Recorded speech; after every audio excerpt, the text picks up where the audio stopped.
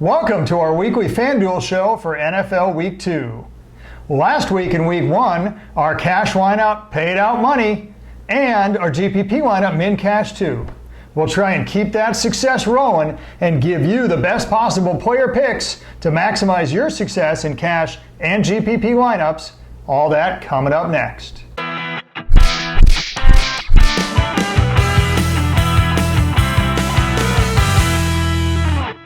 Hello everyone, I'm Gary Kurtzman. And I'm Eric Lee. We are the Fantasy Football Consultants. And Gary, Week 1 is finally in the books. And although it was a successful one, it didn't come without a whole lot of consternation. Heart attack city with that Kansas City-Jacksonville game. I was watching that game man. and very excited that Foles threw a touchdown right at the end of the first quarter. He was doing all right, and then all of a sudden, I see him being helped off the field. A few plays later, the same thing happens to Tyreek Hill. Inconceivable! Oh, baby. And the thing about it is that they were both having good days. Like if you extrapolate their one quarter performance over 4 quarters, Foles would have been amazing at his price. Tyreek Hill was certainly holding his own against Jalen Ramsey. They would have added so much more to that cash lineup. Eric, I think it's pretty amazing. Really a testament to the strength of that FanDuel cash lineup, that cash lineup cashed out anyway, despite the fact that 2 of its stars went out in the first quarter. Yeah, I hate when people complain about injuries because injuries are part of the game, but when it happens not to just one player, to 2, and both of them happens at the end of the first quarter, it is normally a death sentence. But like you said, we were really bailed out by our 2 running backs, Carson and Cook, who got 21 and 25 points respectively. Barkley chipped in with 16. Thank but what we did get, and admittedly a little lucky, was the big San Francisco 49ers defense, your team. Thank you, Jameis Winston, for giving us the W for Winston. Oh, man. Winston threw 2 TDs. It just were both of them. Yeah, right. For the 49ers. So, that pushed us over the edge in cash games. In GPP, Gary, once again, we used Carson, so he helped us out at 21 points. But Deshaun Jackson really helped us meet the finish line with 31 points. Big day by our stack of the running back defense. The Jets and Le'Veon Bell combined for 39 points. Yeah, that's right. I mean, and again, it's following the stacks that we had outlined on previous masterclass shows. I think really helped out that GPP lineup. Yeah, so we min cash with a total points of 139. So let's talk a little bit about our contest. So we did well in our lineups. Who did well in our contest, a weekly DFS contest? Last week it was about quarterbacks. What main slate quarterback, not named Pat Mahomes, would score the most? Yeah, and it turns out that we didn't even need that caveat because Pat Mahomes ended up finishing 4th total fantasy points. Tyreek Hill did not help him, I'm sure. So the FanDuel contest winners, these are the people that automatically now qualify for our contest that starts in Week 11. There will be 20 people total to qualify, $160 prize pool. The first 2 qualifiers, in-house coordinator. That's an interesting name. In-house coordinator, you have officially qualified. Randy Corder, you're the other, the person who qualified. Congratulations on picking Dak Prescott of your Dallas Cowboys as the highest scoring fantasy league quarterback in FanDuel. A late touchdown by Dak Prescott pushed him over Lamar Jackson. Yeah. Hey, Lamar Jackson was taken out. He was rested in the 4th quarter. We still got some time. I got to go back in, Coach. Come on, Coach. That was awful. Yes, you did not like that. Stupid. If you pick Lamar Jackson, I'm sorry. Anyway. So if you pick Lamar Jackson, you get another chance this upcoming week because we have another contest. We move from quarterbacks to running back, and we keep it pretty simple. Yeah. Pick any main slate running back. The running back must be in the main slate, meaning Christian McCaffrey, who plays on Thursday, doesn't count. Anyone who plays Sunday night doesn't count. Anyone who plays Monday night doesn't count. Who's going to score the most? Which running back is going to score the most? We want you to put it in the YouTube comments of this video. Put 3 things. 1, the running back you think is going to score the most. Second, pick a second running back. It will only be used if it's a tiebreaker situation. But we did need tiebreakers for the first contest, and we may very well need them for the second contest. So do not forget, put a second running back, please, for the tiebreaker. Yeah, on DraftKings we did. On FanDuel it was easy. It was just only 2 people who picked Dak Prescott. And finally, in the third slot, Gary, make sure you put your FanDuel username. We can't get you into the contest without your username. Don't forget to put that. And it's got to be in this video. Don't put it anywhere else. And it's got to be in by 10 a.m. Pacific Standard Time on Sunday before any games start. Yes, please remember that deadline. Although congratulations, everybody remembered that deadline in this contest. So that was awesome. Eric, let's just take a moment, just pause for a moment. We're here to talk about daily fantasy, and just to remind the viewers, or for the new viewers, we have over the summer, in the off season, Eric and I did a deep dive and put hundreds of hours of modeling and of rigorous analysis that culminated in a 9-episode DFS master's class. That master's class teaches you not just how to pick the right contest, but far more importantly, it teaches you for each and every position the metrics, the analysis that goes in to make sure that you pick the right people to maximize your consistency in cash games, to maximize your ceilings in GPP contests, all of which should guarantee you have the maximum chance for success.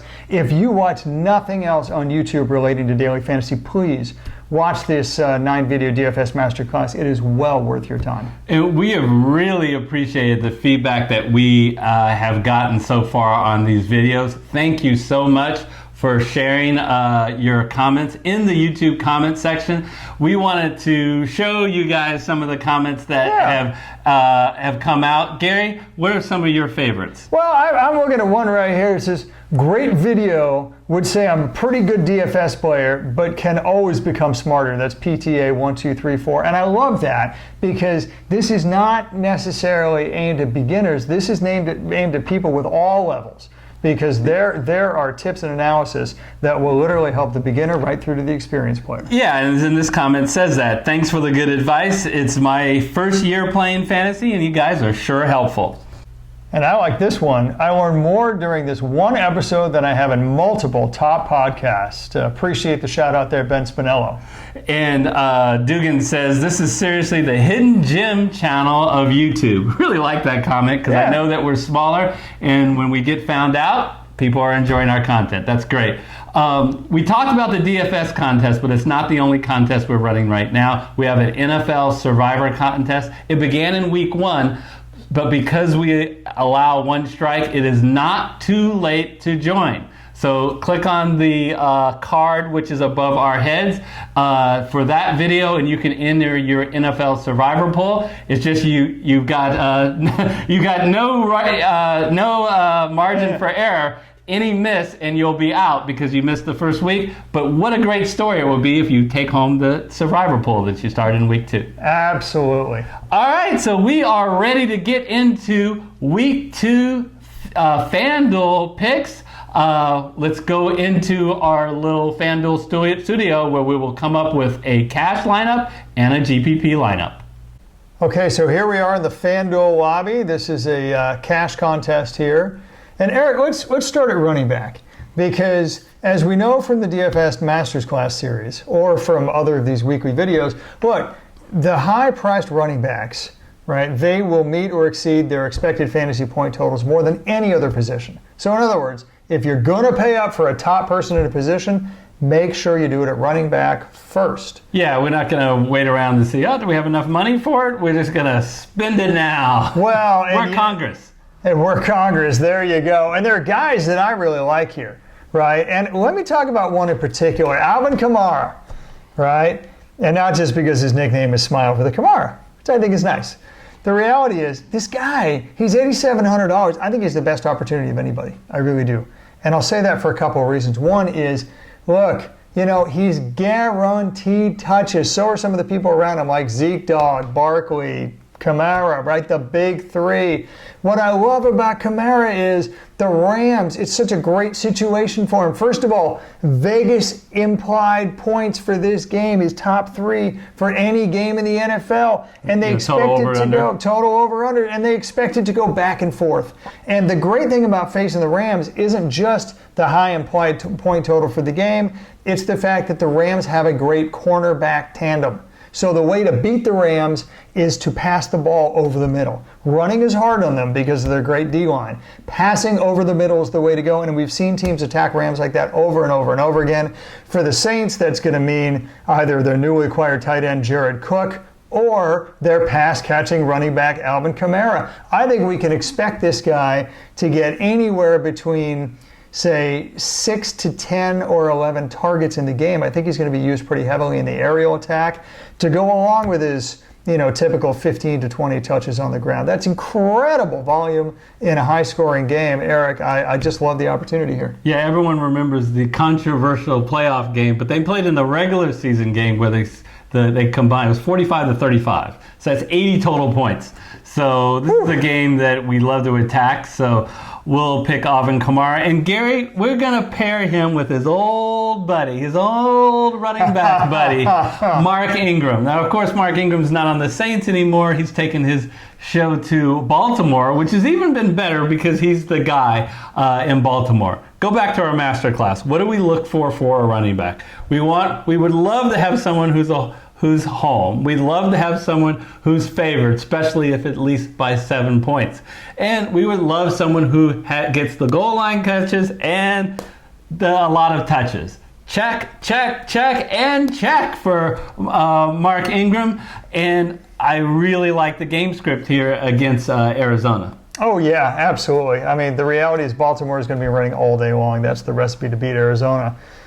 Although without Patrick Peterson, you could probably pass on him all day long too, quite frankly. Kamara was 14 carries for 107 yards, 2 TDs last week against Miami before taking the rest of the day off.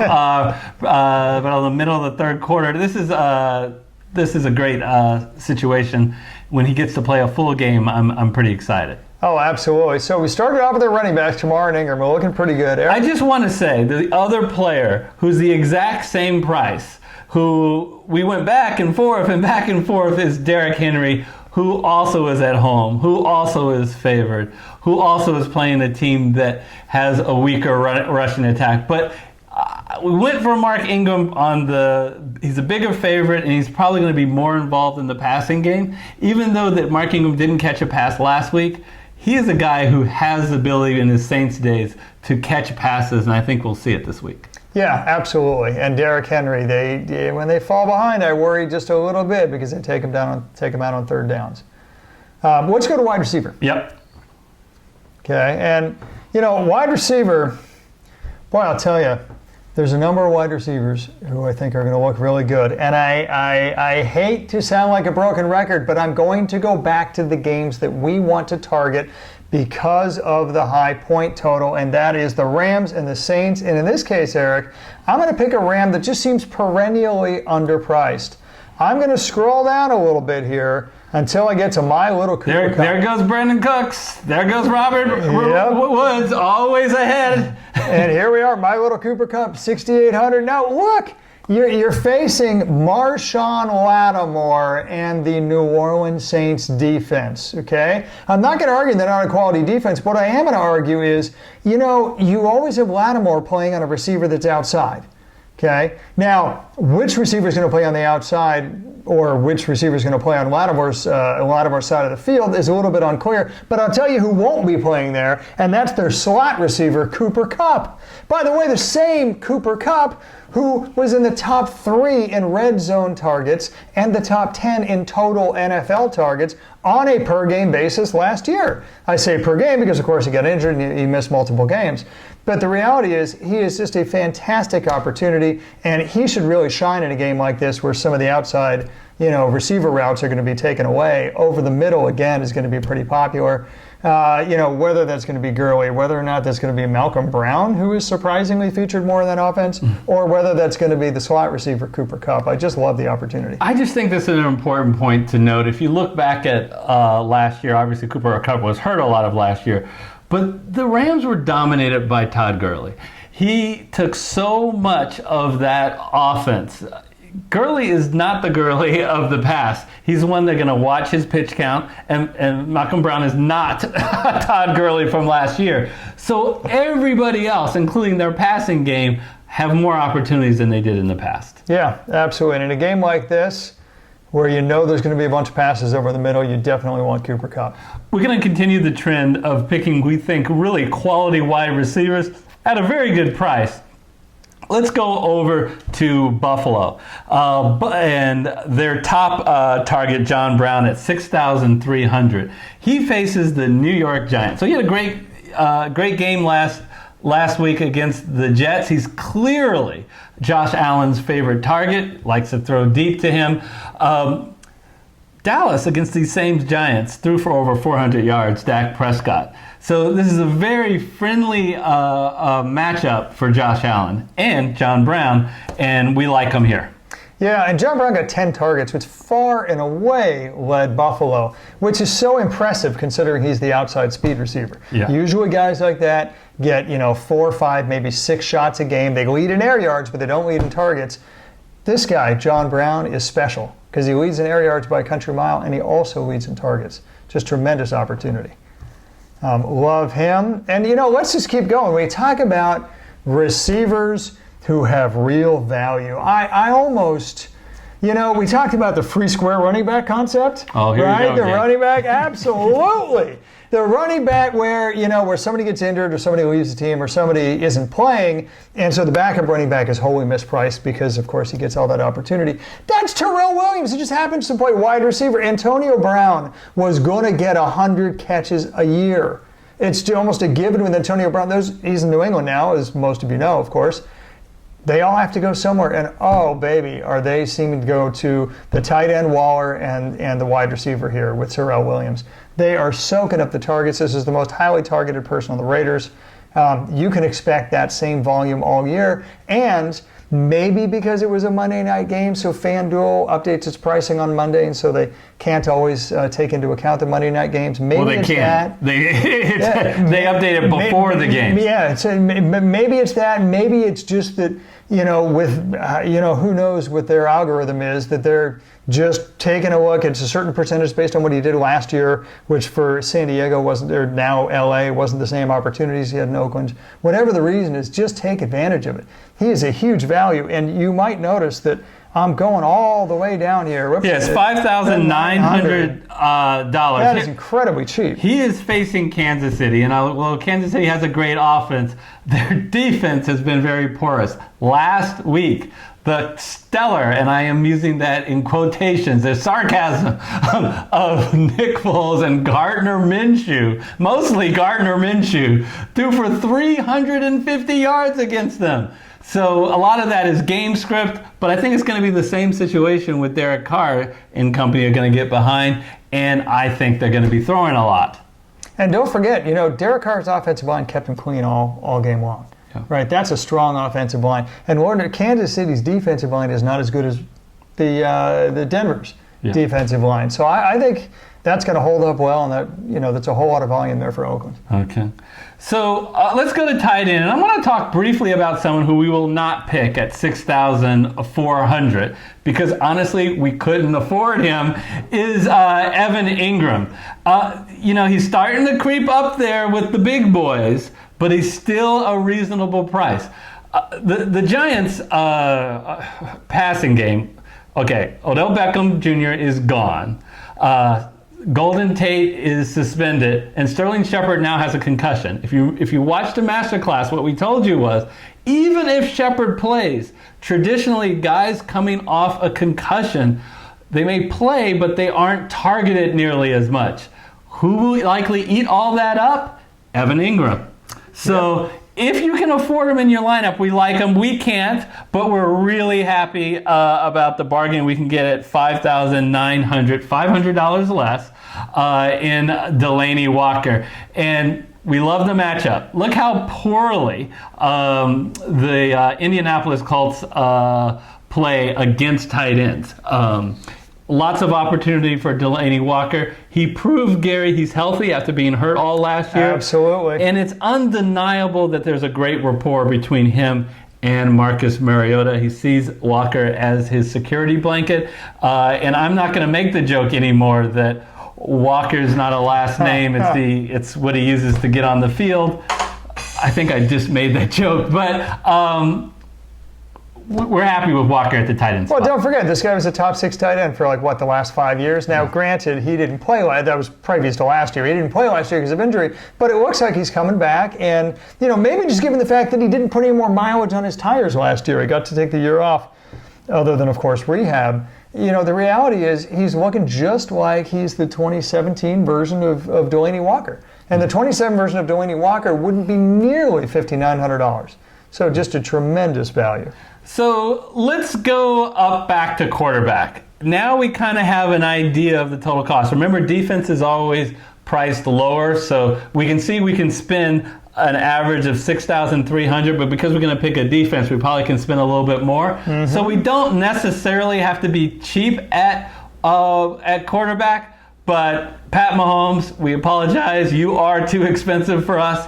I'm a little confused. At a $1,200 discount from Patrick Mahomes, we have Tom Brady. Gary, this is the way I figure it.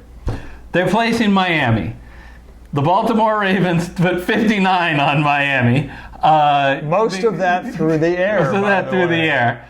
Look at the weapons that the Patriots have. James White, an excellent guy out of the backfield to catch passes. Julian Edelman, Josh Gordon, and some guy named Antonio Brown will likely see some action.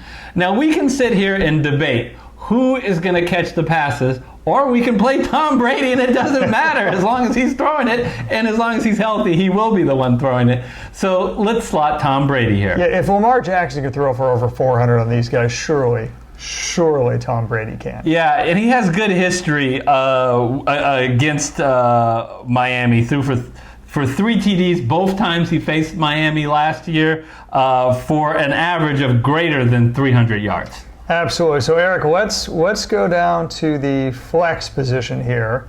And again, you got to look at how much salary is remaining. We got $5,500 per player. Again, to your point, one of the 2 open slots is a defense, and that's typically less money, so we probably have more than $5,500, but we got to be a little careful. We're certainly not in the Barkley Hopkins Kamara range.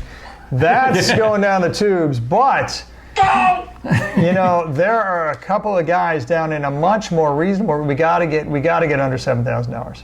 You just have to if we're going to be able to afford these players. But look, boy, Todd Gurley at $7,000. You just don't see that very often. That's a reflection of the Todd Gurley now versus the Todd Gurley in the past, isn't it? Leonard Fournette, because of his volume, Jacksonville against Houston. I just don't like the defense. Otherwise, I would like the play.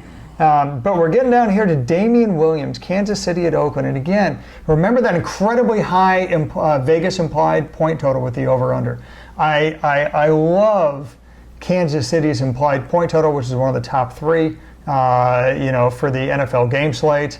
And, Damian Williams, look, here's the deal. He out-touched Shady McCoy 2-1 last week and got all, mind you, of the red zone looks. Now, Shady McCoy's role may change over time or it may not. We will see. Time will tell. But for the fact of the matter is, he's only been on the team 2 weeks. Playbooks are big, people.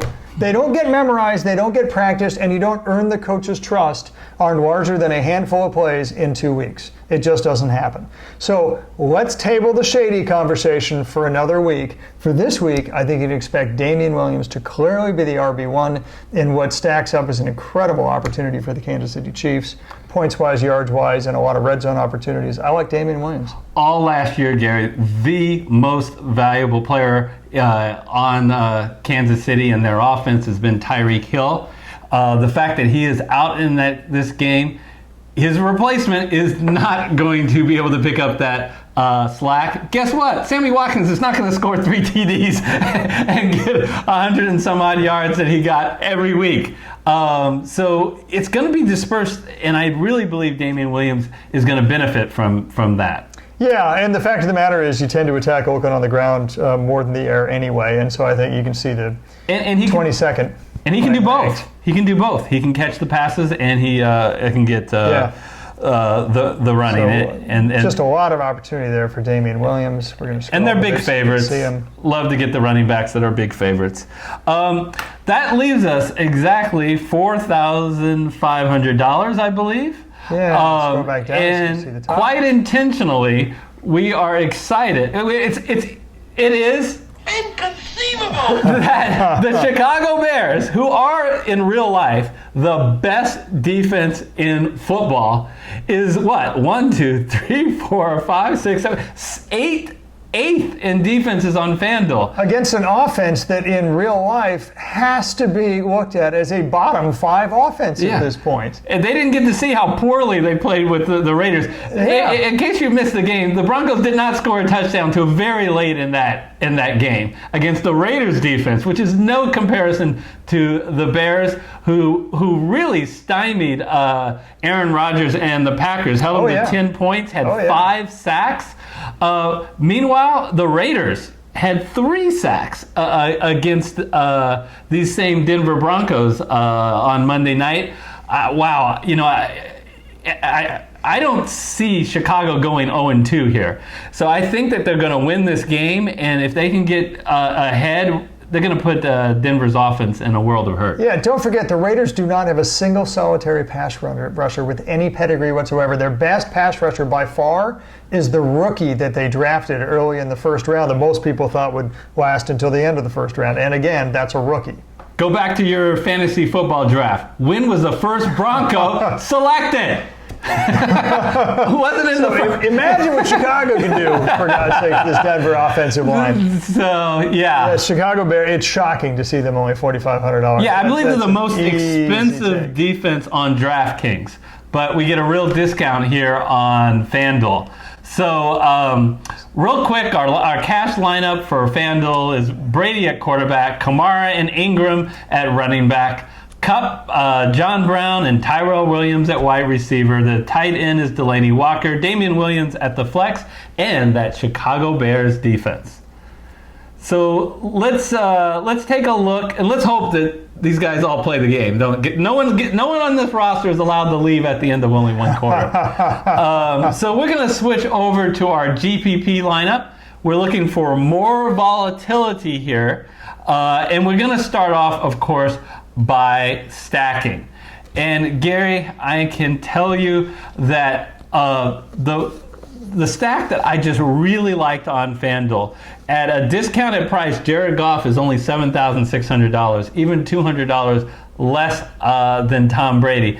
And once again, a game that 80 points last year, it's the highest over and under this year, matched up with Cooper Kupp as a stack. Absolutely, and again, you can throw in New Orleans. Now, it's really hard to throw on Marshawn Lattimore, but you can throw on the rest of those guys. So if you can pair the quarterback with somebody coming out of that slot position, it just makes for a great stack with great opportunity and an incredibly high implied point total game. And it's a 2019 Todd Gurley, not 2018 Todd Gurley, as far as the Rams' rushing attack. Yeah, so that's Goff and Cooper Kupp. Eric, do we have any other stacks in here? Yeah, so let's scroll down. We love to stack a running back with a defense. Yep. And I believe that was Sonny Michel and the New England Patriots. There you go, Patriots. How often, Michel. Gary, do you see in the NFL, not college, in the NFL, an 18.5 point favorite? Not too often. Yeah. Why not take advantage of that? You're not fearing the Miami offense scoring on the New England Patriot defense, are you? Not a lot. With their lowest implied Vegas point total Miami offense. Yeah. The idea is we think New England will get up, maybe partially because of that defense and turnovers. But as that game goes on, we're probably going to see some more running. And I think we'll get Sonny Michel going this week. Look, I know the Baltimore attacked Miami through the air, and it was very successful. I get that. The blueprint for attacking the Miami Dolphins is over the middle. Either throwing over the middle or running on them. It's that simple. That kind of explains the number 30 that I'm circling there. They are one of the worst rush defenses in the league. Prior to the game, Baltimore and Miami, everybody expected Lamar Jackson to have an incredible game, and he did. They expected it on the ground, which is why he said after the game, hey, that wasn't bad for a running back, was it? Right? That's what very well may happen, and I think is the highest likelihood of happening here in New England. Sonny Michel left, Sonny Michel right. Yes, they have James White. He'll get his too, but an incredible opportunity for Sonny Michel. And like you said, the New England defense, it doesn't get any better than facing Miami, folks. So it's a little weird. We actually use the exact same wide receivers in our cash game as well as our GPP, partially because we just see this as such significant value. John Brown is somebody who has a lot of air yards, can have some volatility to him as well as having a high floor. I want to talk a little bit about our flex and tight end.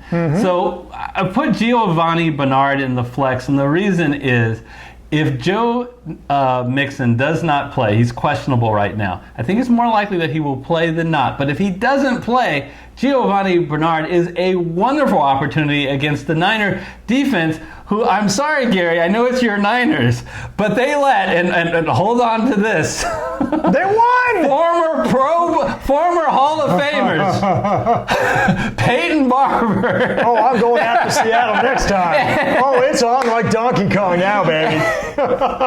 And Jones, the Tampa Bay, one of the weakest rushing attacks around, actually have a pretty good game on you. Yeah, Ronald Bernard Jones carved us up. He did. Is 5,700. Now, that allows us to pay up. Now I'm going to pay it back and talk positive about one of your Niners. You will. Sure you will. George Kittle. I don't think a lot of people will be on George Kittle. That's why I like him as a GPP play. The reason is, first of all, he led the Niners last week in targets. He led them in passing yards. And you know what? He should have led them in touchdowns. He scored 2 touchdowns last week, but both got overturned by penalties. Yeah. Who was that? That also happened to the Tampa Bay. Cameron Brates, 2 touchdowns got pulled back in that same game. So being a tight end in that game was kind of bad luck. Hey, look, Kittle had more than double the targets of any other Niner, right? He had more than double the yards receiving than any other Niner. All the opportunities on the Niners through the air seems to belong with George Kittle. And in the red zone, outside the red zone, whatever. I think his ceiling is just sky high for the position. I love the pick. Okay, so here's what you do if Mixon actually plays. We are not recommending Giovanni Bernard if Mixon is playing. So here's a quick fix that we see. We're going to pay down at tight end. And a guy I'd like you to talk a little bit about, the Oakland Raiders tight end, Darren Waller. Darren Waller. You know, boy, what a revelation Darren Waller's been. The easiest thing I can say, and this also goes with Terrell Williams, is those are the 2 recipients, not just the main recipients, nearly the only recipients of all the vacated targets and catches that were vacated, of course, by Antonio Brown going to New England. That's, by the way, over 100 catches for a season. Right? Darren Waller, he was everybody's sleeper candidate. Everybody's sleeper candidate coming into the season. Why? Because of the way John Gruden uses tight ends. Think Jared Cook and his career revitalizing year last year. That's the same role that Darren Waller's playing now. You saw that in Game 1 last week against Denver. I expect his volume, his usage to only increase throughout the year because he's on a learning curve. He's a rookie. He's only going to get better. Rookies always do, and already he's a top 10 tight end, and I think his ceiling is much higher. I tell you, I'm all in on Darren Waller. Yeah, love the game script. And what it'll allow us to do in the flex is to spend up, and we actually have 7,500. And here's that scenario again. You get the pick. You can pick Derrick Henry or Mark Ingram. We will go with Mark Ingram because we like Mark Ingram a little bit more, but both are at home.